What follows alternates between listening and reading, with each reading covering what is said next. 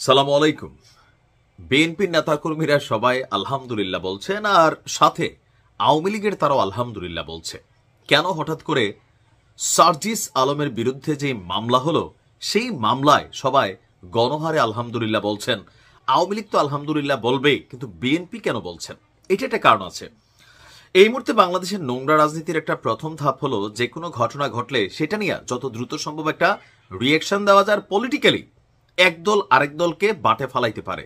তেমনই একটা ঘটনা ঘটেছিল আমাদের গাজীপুরের সাংবাদিক তুহিন হত্যা মামলাকে কেন্দ্র করে। এই ঘটনার প্রথম দিকে আমরা গণমাধ্যমের শিরোনামে দেখলাম যে চাঁদাবাজির কারণে তিনি নিহত হয়েছেন, কিন্তু পরবর্তী সময় এখানে ঘটনার প্রকৃত কারণ চলে আসছিল ভিন্ন। বিএনপির নেতাকর্মীরা তখনই সার্জিস আলমকে কেন্দ্র করে বা টার্গেট করে ফেসবুকে তারা কিন্তু অনেক পোস্ট দিয়েছিল যে সার্জিস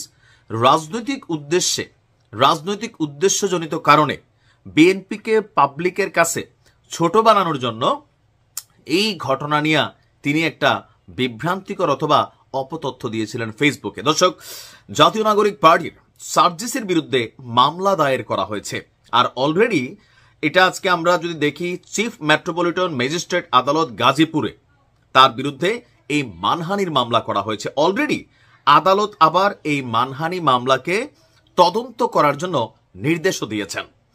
সম্প্রতি গাজীপুরে সাংবাদিক তুহিন হত্যার ঘটনায় বিএনপিকে জড়িয়ে অপপ্রচার চালানোর অভিযোগে বাসন থানা বিএনপির সভাপতি তানভীর সিরাজ এই মামলা দায়ের করেন।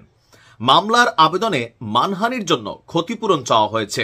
বাদীর দাবি, অপরাধী চক্রের ভিডিও ধারণ করায় সাংবাদিক তুহিনকে নির্মমভাবে হত্যা করা হয়েছে, কিন্তু এনসিপি নেতা সার্জিস আলম না জেনেই ফেসবুকে এই ঘটনায় বিএনপিকে জড়িয়ে নানান অপপ্রচার চালিয়েছেন, যা দলটির ভাবমূর্তি নষ্ট করেছে।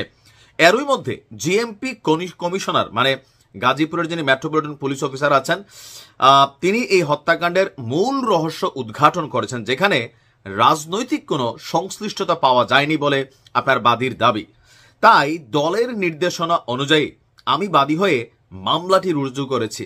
এখন এখানে ওনার এই শব্দগত একটা ইস্যু আছে, দলের নির্দেশনা অনুযায়ী, তার মানে বিএনপির নির্দেশনা অনুযায়ী তিনি কি মামলাটা করছেন? আমার যদি বুঝতে ভুল না হয়। এখন আমরা যে হেডিং দিছি, কিন্তু এই অংশটাকে কেন্দ্র করে দৈনিক সমকালের আমি কোড আনকোড এটা স্ক্রিনশট দিয়ে দিলাম।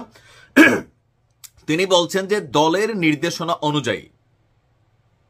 তো এখন দলের নির্দেশনা বলতে বিএনপির নির্দেশনা অনুযায়ী গাজীপুর কোর্ট ইন্সপেক্টর আহসানুল্লাহ চৌধুরী, অতিরিক্ত চিফ মেট্রোপলিটন ম্যাজিস্ট্রেট আদালত 2 এর বিচারক আলমগীর আল মামুনের বেঞ্চে মামলাটি শুনানি হয়েছে।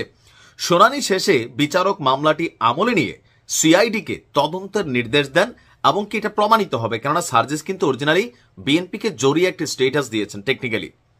এখন ওই মুহূর্তে আসল সত্যটা সামনে আসে নাই, যেহেতু সামনে নির্বাচন, বিএনপির বিরুদ্ধে নানান বক্তব্য আপনার এনসিপি কন্টিনিউ দিয়েই আসছে। তো সেই জায়গায় এটা যেহেতু একটা ভাইরাল ইস্যু ছিল, স্বাভাবিকভাবে চাঁদাবাজির ঘটনায় বিএনপিকে মেনশন করা বা টার্গেট করা সার্জিস কিন্তু বক্তব্য দিয়েছে, এটা তার ফেসবুক পোস্টে আছে। সেই জায়গা থেকে অতি তাড়াহুড়ার মধ্যে এই কাজটা করছে, কিন্তু পরবর্তী সময় সারা বাংলাদেশের মানুষ আমরা দেখছি যে হত্যাকাণ্ডটার মূল মোটিভটা অন্য কিছু ছিল। সার্জিসের দুর্দিন কি শুরু হয়ে গেল? ভালো থাকুন। আসসালামু আলাইকুম।